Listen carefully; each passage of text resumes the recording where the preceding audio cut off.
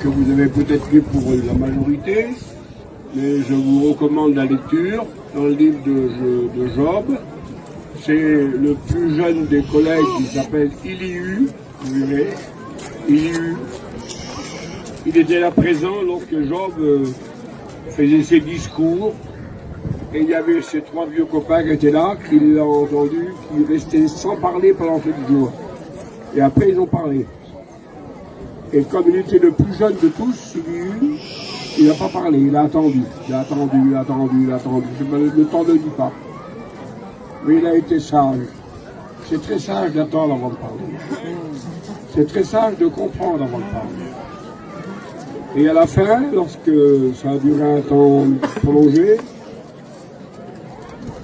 il a demandé la permission aux anciens. Ils étaient considérés comme des anciens, ces hommes-là. Il a dit, est-ce que vous me permettez maintenant de prendre la parole?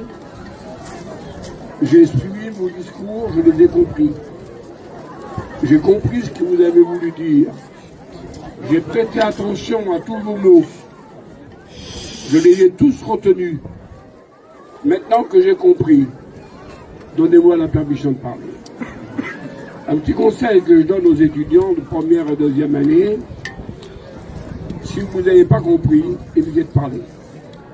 Ne parlez jamais d'une chose qu'on n'ait pas bien compris. Attendez de comprendre avant. Voilà un exemple pour vous, parce que ceux qui parlent sans comprendre, ils diront toujours des choses qui vous parlent. De là naissent des fausses doctrines. Ah oui, mais c'est un tel qui l'a dit. Ne vous appuyez jamais sur quelqu'un. Appuyez-vous sur Jésus. Appuyez-vous sur l'Écriture. Vous avez le droit de dire que Paul a dit, Pierre a dit, Jean a dit. Ça, c'est l'Écriture. Vous avez le droit de faire référence à ce que vous ont enseigné. Mais comme je vous l'ai dit, vous ne prendrez aucune étude des frères pour prêcher. Vous ne prendrez que la parole de Dieu. Amen. Ne prêchez que la Bible. Attention aux dangers aujourd'hui de déviation qu'il y a de plus en plus. Alors un conseil, ne jouez pas au prédicateur. Soyez des vrais serviteurs. N'essayez jamais d'épater quelqu'un, de faire voir quelqu'un ou de dépasser votre collègue, de dire que je connais mieux, j'en sais plus. Dieu va résister toujours aux orgueilleux. Ils n'arriveront jamais, les orgueilleux. Ils pourront faire ce qu'ils voudront, ils n'arriveront jamais, ils sont bons toujours. Mais Dieu fait grâce aux âmes. Et si vous voulez la grâce, la bénédiction, l'amour, la bonté, et grandir en Dieu, alors demeurez dans l'humilité. Je vous laisse avec ce dernier mot que je dis d'ailleurs à un étudiant qui est venu me voir. Voilà ce que vous avez vécu pendant ces 2 mois et voilà ce qu'on a vécu pendant toutes ces années. Ça fait des années, depuis 1966 qu'on enseigne. Et c'est toujours pareil chaque session. Et voilà ce que j'ai à vous dire avant de terminer. Première et deuxième année, je voudrais que les femmes aussi suivent leur mari dans la réflexion. Premièrement, c'est Paul qui le dit à Timothée, demeure dans les choses que tu as apprises. Il ne dit pas seulement apprends, il dit demeurer. La foi nous fait demeurer, l'Écriture nous fait demeurer dans la fidélité. C'est quelque chose qui est stable, on demeure, on passe pas, on n'est pas un feu de paille. Ça fait tant d'années que l'école biblique existe, elle est encore là aujourd'hui, parce qu'elle est fondée sur l'Écriture. Alors demeure dans les choses que tu as apprises. Deuxième vérité, vous avez appris plein de choses durant cette école biblique. Mais éventuellement, vous n'êtes qu'à votre début. Je vous le dis au nom du Seigneur, ne vous prenez pas pour des maîtres, vous ne venez que de commencer. Vous ne connaissez que le ABC de l'Évangile. Vous avez tout l'alphabet à apprendre.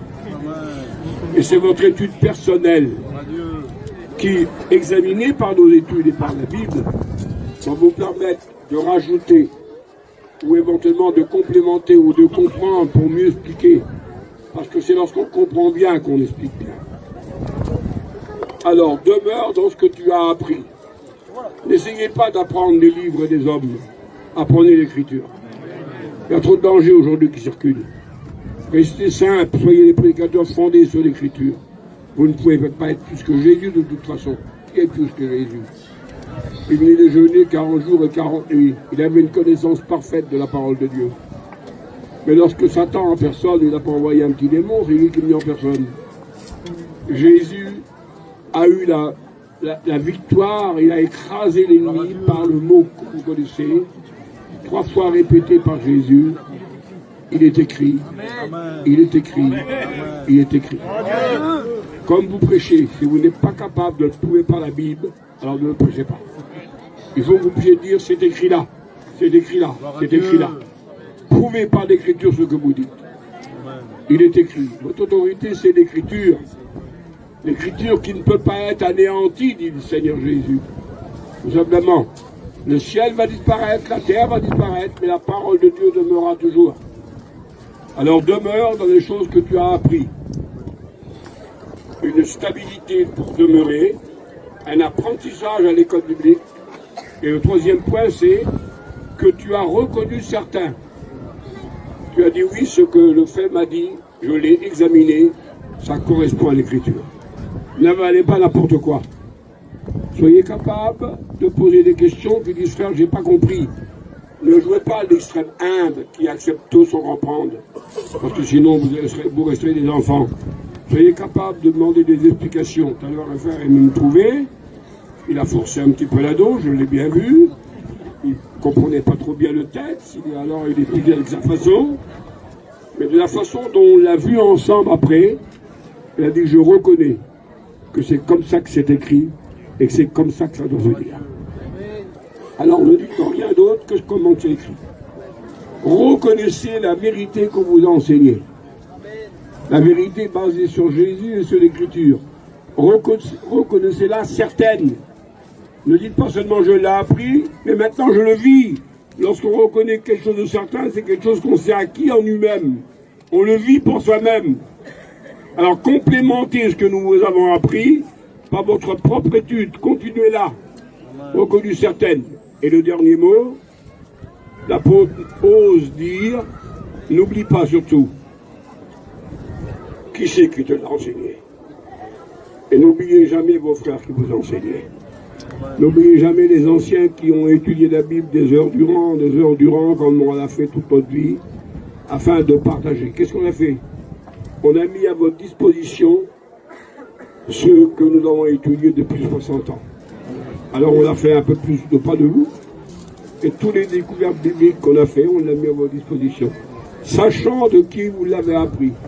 Vous l'avez appris de vos anciens qui sont vos responsables vont continuer encore à vous aider dans ce domaine-là, mais restez dans ces 4 notes. Demeurez ferme. Demeure dans ce que tu as appris. Restez stable. Soyez pas un feu de paille qui passe. Demeurez. Si le maître tardera, que dans tant d'années, on dise il est encore là, le monsieur.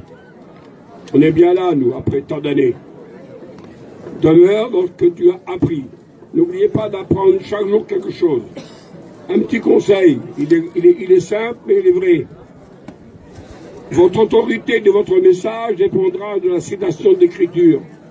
Je vous conseille, je le dis ici, et je demande aux femmes d'encourager leur mari à le faire. Apprenez par cœur un verset par jour. Dans 1 an, vous connaîtrez par cœur 66 versets. Vous comprenez? 366 versets. Hein? N'oubliez pas, c'est important. Eh bien, un prédicateur, dans sa prédication, qui connaît 366 versets, il n'aura aucun problème pour prêcher. Ceux qui ne connaissent pas les versets, qui ne savent pas prêcher. Parce qu'ils disent ce qu'ils pensent, alors ça vient à leur tête comme ça. Demeure, soyez stable dans ce que vous avez appris à l'école biblique. Hein? Vous l'avez reconnu vous-même, vous dites oui c'est vrai, ce qu'on a appris c'est bien l'évangile. On n'a pas appris autre chose que l'évangile. Et on fait confiance. Et surtout, on sait qu'il nous l'a enseigné. Nous ne sommes rien d'autre que des anciens dans notre mission et nous nous sommes fait un bonheur de vous aider. On n'a pas été fatigués. L'évangile ne fatigue pas. Bon, c'est vrai que sur le plan humain ou corporel, j'ai eu quelques petits soucis dans cette année-là. Mais ça ne m'a pas gêné de vous enseigner la parole de Dieu. Et chaque fois, ça a été pour vous, avec les autres anciens, des bénédictions. Avant de continuer, si vous me le permettez, J'aimerais prier pour vous. Notre Père et notre Dieu,